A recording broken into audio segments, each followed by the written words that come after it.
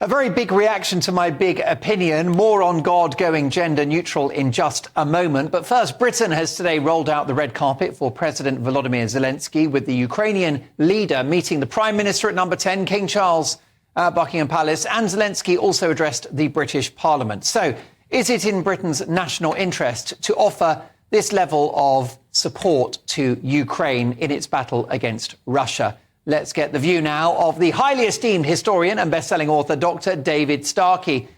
David, is it in our interests to equip Volodymyr Zelensky so plentifully?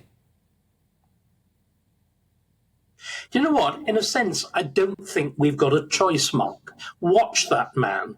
He is actually a leader amongst pygmies, and he's doing something that our own leaders have forgotten how to do it. He's invoking our history, and invoking our history at the key moment, of course, of Churchill, the beginning of the Second World War, that helmet, that language about the ghost squad. This is the few, this is the RAF in the Battle of Britain. He's turning our past, you could argue, against our present. He's doing what leaders do. We've nobody who can resist him. I thought it was magical just watching this man do what nobody, what Sunak, what King, what, God help us, Keir Starmer, can't begin to do in a foreign language. It's wonderful. And you know what? The other thing which connects the two things we're supposed to be talking about, here is a man who's unashamedly butch, surrounded by all these feeble, wimpy, dripping new men. Here's a man who talks about heroes, who behaves like a hero, who grasps greatness, understands the greatness of institutions, unlike, I'm afraid, our poor, dear old, feeble old, woke old Church of England. Indeed, we'll have to come to them in just a moment. But Russia won't be defeated, will they? So what is the end game, David? There will probably be a most terrible, a drawn-out stalemate. But what we're seeing, this is why we can't grasp what's going on. What we're seeing in the Ukraine at the moment is literally the birth of a nation. It's the creation of a nation in blood and horror and horrible things. The Ukrainians aren't fighting particularly clean, I can tell you. Do you know what we've seen? We've seen libraries being stripped of Russian books. I imagine they've been burned.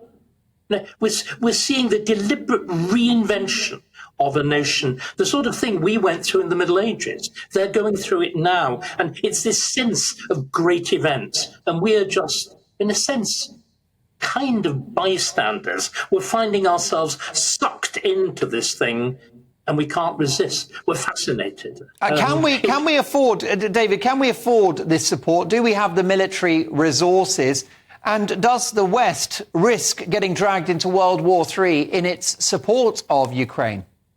There is that possibility, and it would be foolish to deny it. But I think equally the forces around Putin, and probably Putin himself, I don't buy this business about Putin's mental collapse. I really don't. He knows, and he will have been told, what the risks of going nuclear are. This is a strange, it's a proxy war.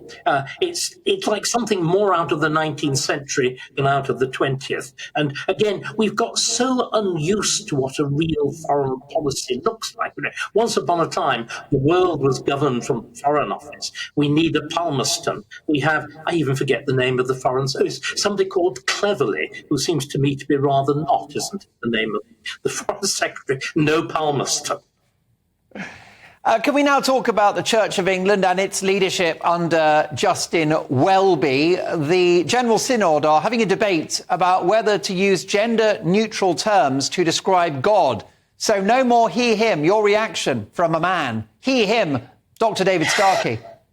Well, we were taught once upon a time by no less a figure than Jesus, who is, if you're a Christian, the Son of God, to begin with our Father. Now, if the Church of England knows better than Jesus, I think this is an astonishing discovery, and we should have been told about it beforehand. But the real truth is, we know what it is, Mark.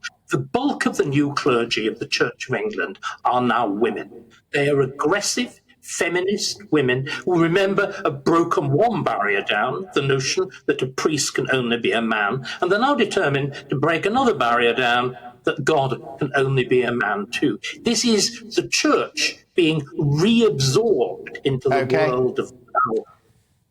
David, you'll always be he, him to me, and I've got the evidence to prove it and the photographs. Brilliant to have you back on the show. Dr. David Starkey, highly esteemed best-selling author and historian,